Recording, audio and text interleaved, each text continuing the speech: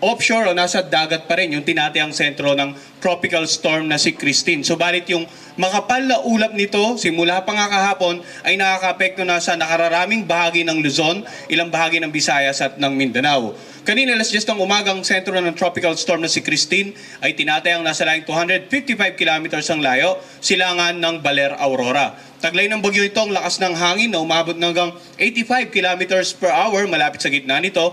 Yung pagbugso naman naabot ng hanggang 105 kilometers per hour. Sa ngayon kumikilos ito sa direksyong north-northwest sa bilis naman na 30 kilometers per hour. Dahil sa kasalukuyang sitwasyon, lokasyon at lakas ng bagyong si Christine, nakataas po ang Tropical Cyclone Wind Signal number 2 dito sa mga lugar na naka-highlight ng yellow sa ating mapa.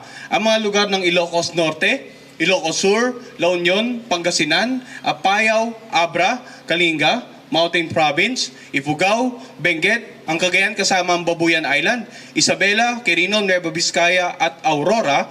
Ganun din dito sa may bandang Nueva Ecija, Bulacan, Tarlac, Pampanga, Zambales, Bataan at dito sa Metro Manila nakataas na rin po ang warning signal number 2. Gayon din sa may bandang Cavite, Laguna, Rizal, sa Quezon kasamang Pulilo Island, Camarines Norte at Camarines Sur, Catanduanes, Albay at dito sa northeastern portion ng Sorsogon.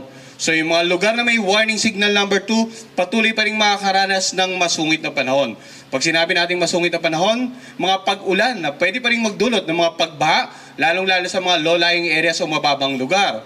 Pagbaha sa mga komunidad na malapit sa mga ilog na posibleng tumaas ang mga level ng tubig, umapaw dahil sa patuloy na pag-ulan. Pagguho ng lupa sa mga lugar na malapit sa paanan ng bundok, lalong-lalo na po kung ilang araw nang nag-uulan sa kanilang lugar. Samantala, wind signal number 1 naman nakataas sa mga lugar na naka-highlight ng light blue sa may bandang Batanes, dito rin sa may bandang Batangas, Occidental Mindoro kasama Lubang Island, Oriental Mindoro, Marinduque, Sarumblon, Calamian Island, natitirang bahagi ng Sorsogon, sa Masbate kasamang Tikaw at Burias Island. Warning signal number 1 din dito sa may bandang Visayas area, Aklan, Capiz, Antique kasamang Caluya Island, Iloilo, Guimaras, dito sa northern portion ng Negros Occidental at northern portion ng Negros Oriental, northern and central portion ng Cebu kasama ang Bantayan Island at Camotes Island, sa may bandang Bohol, Eastern Samar, Northern Samar, Samar, Leyte, Biliran at Southern Leyte.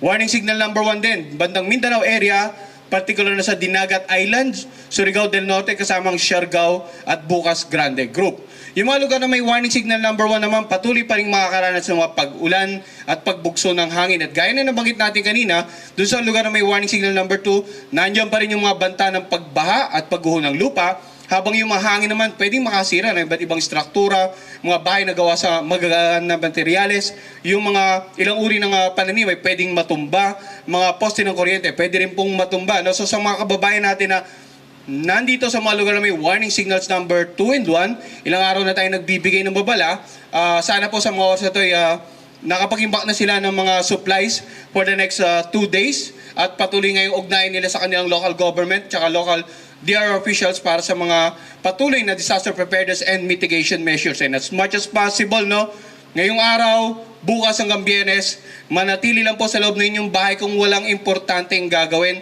kung may iwasan nating lumabas para may iwasan yung mga peligro ng paparating na bagyong si Christine. Ngayon, ano nga ba inaasahan natin pagkilos nitong naturang bagyo? Kailan ba magla-landfall? So, ito yung current location ng bagyong si Christine, offshore pa rin, or yung sentro, nasa karagatan pa rin. Pero pinakita nga natin kanina, yung makapal na ulap nito, sakop ng buong Luzon, nakararaming bahagi ng Visayas at ilang bahagi ng Mindanao. Inaasahan natin na posibleng mamayang gabi ay ma-upgrade or mas lalong lumakas pa ito, possibly severe tropical storm category bago mag-landfall dito sa may bandang Isabela area. Pero ulitin po natin, yung area probability nagpapakita na posible pa rin may mga senaryo na hindi natin nirurule out na pwedeng somewhere over the Cagayan or possibly the northern part of Aurora, posibleng maglandfall ang bagyo, yung sentro ng bagyo. So itong lalawigan ng Cagayan, Isabela at Aurora, dapat po handa sa posibleng landfall scenario. At yung mga lugar na binanggit natin na may warning signals number 2 and 1, dapat handa na po sa mga oras na ito sa paparating na bagyo. Na inaasahan naman natin na simula mamayang gabi hanggang bukas ng umaga, Tatawirin ng sentro ng bagyong si Christine, itong bandang Northern Luzon area. At bagamat yung sentro tatawid sa Northern Luzon area, inaasahan natin, nandiyan pa rin po yung babala natin sa mga ilang bahagi, ilang lalawigan, Central and Southern Luzon at maging ilang bahagi ng Visayas na maapektuhan pa rin po ng bagyo. So, hindi lamang po yung binanggit ko kanina tatlong lalawigan dapat maganda, no, yung posibleng unang tamaan, kundi, ulitin ko, lahat ng lugar na may warning signal. And then, titingnan natin yung forecast track, posibleng sa darating na Biyernes, halos nasa northwestern boundary na to ng ating air responsibility, no? Biyernes ng umaga.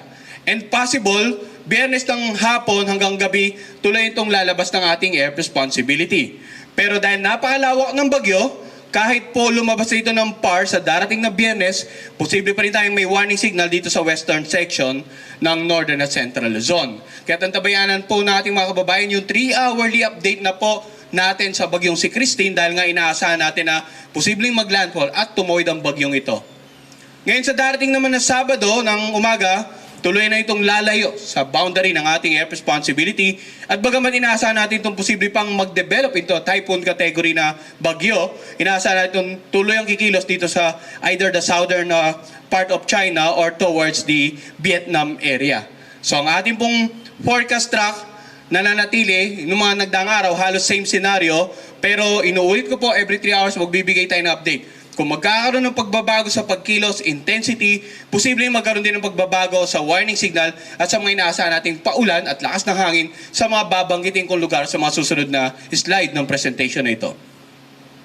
In terms of paulan, ano nga ba inaasahan natin? Ngayong araw, may mga pag-ulan tayong inaasahan na posibleng umabot ng more than 200 millimeters sa Cagayan, Isabela, Apayao, Aurora, Quezon, Catanduanes, Camarines Norte at Camarines Sur. Samantala, heavy to intense rains naman ngayong araw, natitirang bahagi ng Cagayan Valley, natitirang bahagi ng Cordillera Administrative Region, sa buong Ilocos Region, sa Rizal, Albay at Sorsogon.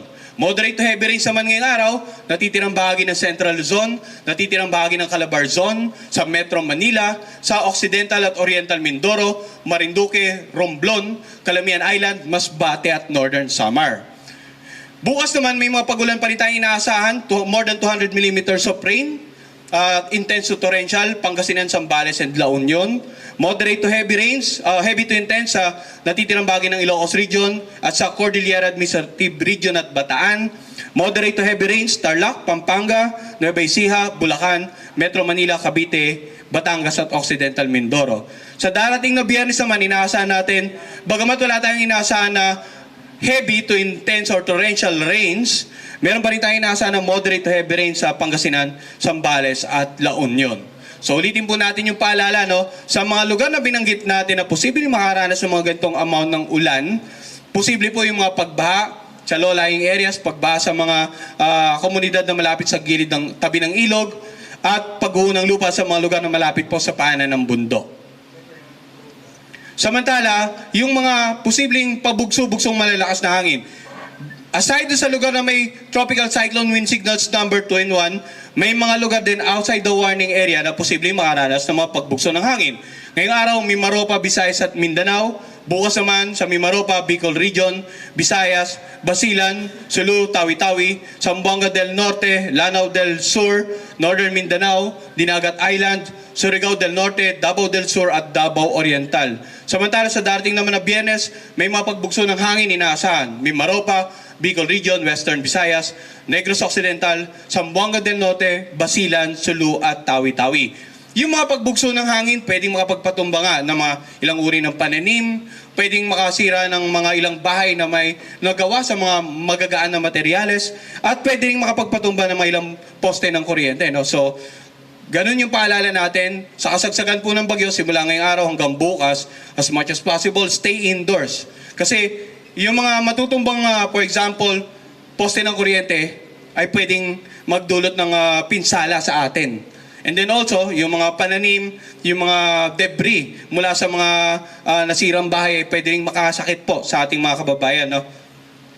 Now, in terms of pag-ahalo ng karagatan or storm surge naman ang pag-usapan natin, pag may approaching na bagyo, ang storm surge karaniwang nararanasan sa mga coastal areas na exposed sa paparating na bagyo. Makikita natin dito naka-highlight ng yellow itong Camarines Sur, itong Birac, itong orange naman, sa itong Pulilo Island, Quezon, Aurora, Isabela, Cagayan, and some parts of the Babuyan Island, and yellow dito sa Ilocos region, maging dito sa may bandang Zambales area. Posibleng makaranas po ng mga pagtaas ng alon, dulot nga ng paparating na bagyo. So as much as possible sa mga kababayan nating mga isdat may maliit na sakyang pandagat, ay hindi na po papayagan po malaot sa anumang areas na ito. Lalong-lalo sa mga karagatan na may warning signal. Manatili pong onshore muna tayo, no? At hintayin nating lumipas na yung bagyo bago tayo muling pumalaot. At gaya nga na po ng bagit natin, every 3 hours magbibigay tayo ng update sa bagyong si Christine, maging sa mga forecast rains at strong winds natin and sea condition. Ang susunod nating tropical cyclone bulletin ay papalabas mamayang alas 2 ng hapon. Samantala, ang susunod naman nating live na press briefing ay papalabas mamayang alas 5 ng hapon. Yan po muna ang latest mula dito sa Pag-asa Weather Forecasting Center. Magandang araw po sa kanila lahat.